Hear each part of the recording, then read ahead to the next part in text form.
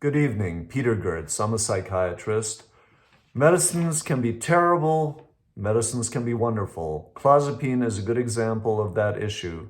Any medicine is a double-edged sword, and there's always the question, is it worth taking it? Do the risks outweigh the benefits? Clozapine can cause major side effects, and the reason I think I'm talking about it today is that a patient of mine this past week, over recent weeks, I saw him this past week. Over recent weeks, he developed hypersalivation, which led to some trouble breathing even, and an increased heart rate, which is actually something that's been present for several months now, and he was put on a beta blocker because of that, and the heart rate has improved somewhat. So, in other words, this patient had pretty major side effects from clozapine. However, psychiatrically, he was, as far as I can tell, somewhat better than he had been on other medicines, which is really worth something.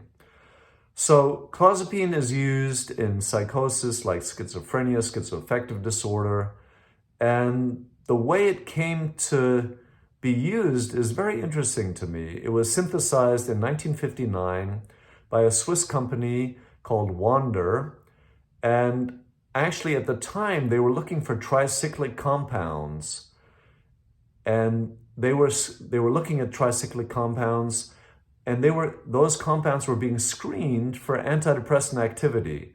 So in other words, they were looking for an antidepressant, and they came upon an antipsychotic. Fascinating.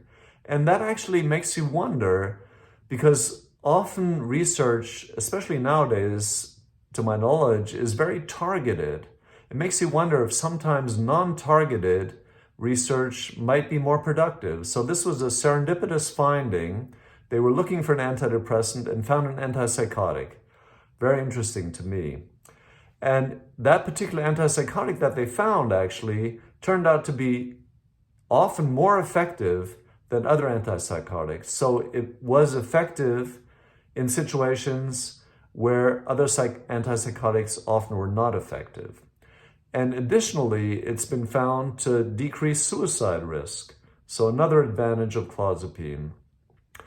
It tends not to cause tardive dyskinesia and tends not to cause extrapyramidal symptoms like tremor, and also tends not to cause elevated prolactin. All of those are advantages, and the tendency not to cause extrapyramidal symptoms is especially useful if, let's say, someone with Parkinson's becomes psychotic. Clozaril could be used. Clozaril targets various receptors: dopamine receptors, serotonin receptors, norepinephrine receptors, and it has low affinity for D2 receptors, which are the receptors that conventional antipsychotics generally targeted and blocked.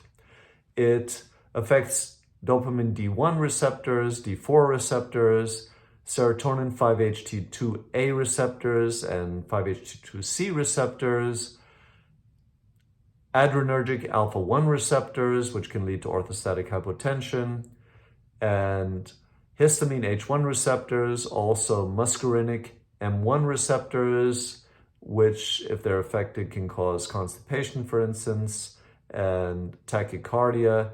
So based on the receptor profile, you can somewhat guess the side effect profile.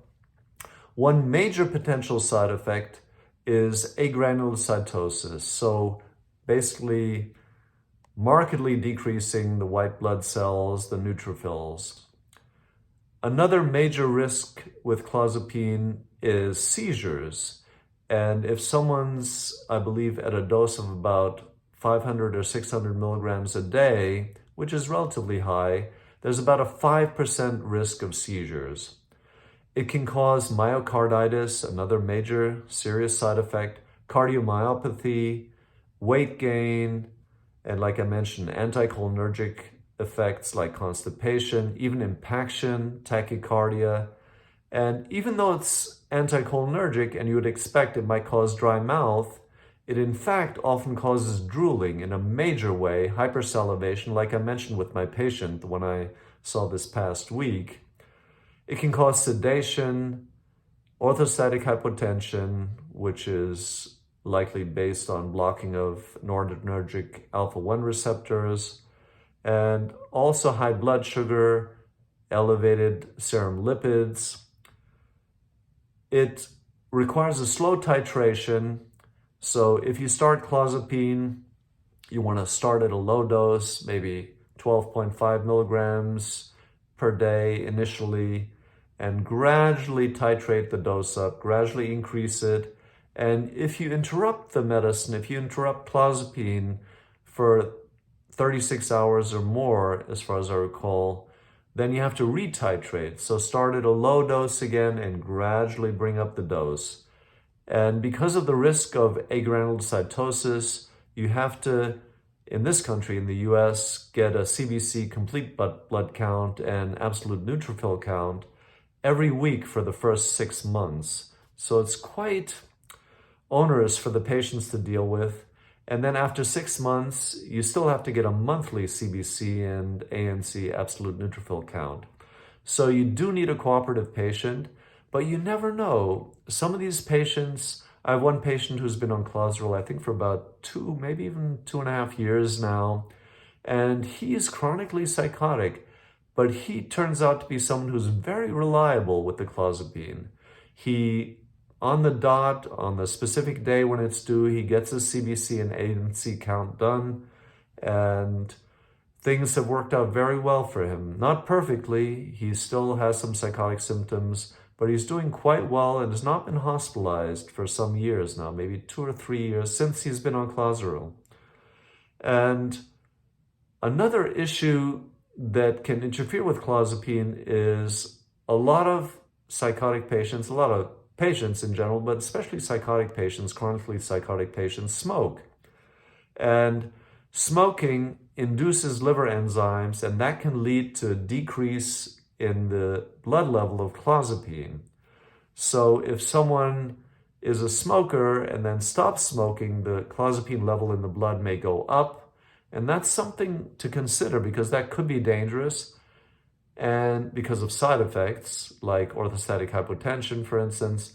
However, the other reverse situation could also be dangerous. If someone did not smoke and then started smoking, they might induce liver enzymes and then decrease the level in the blood of clozapine, which could lead to decreased efficacy for psychosis.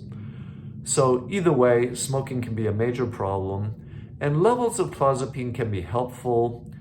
So you may want to check levels. I forget the level, possibly 350 micrograms per liter might be a good dose. I'm not sure. I'd have to look it up again. Or 150 micrograms per deciliter. I'm really not sure about that, but checking a level can help.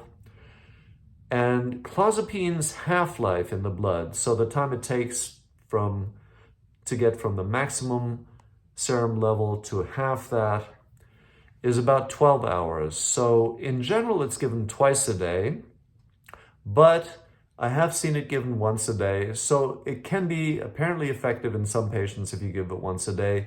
If you do give the clozapine twice a day, you still probably want to give, in general, what's done is you want to give the smaller amount of the daily dose in the morning and then the larger amount in the evening to avoid over-sedation. And clozapine tends to, at least at times, take longer to have an effect on psychosis than other medications, other antipsychotics. So other antipsychotics generally have an effect within 4 to 6 weeks. However, clozapine can take up to 3 months to have a good effect. Thank you.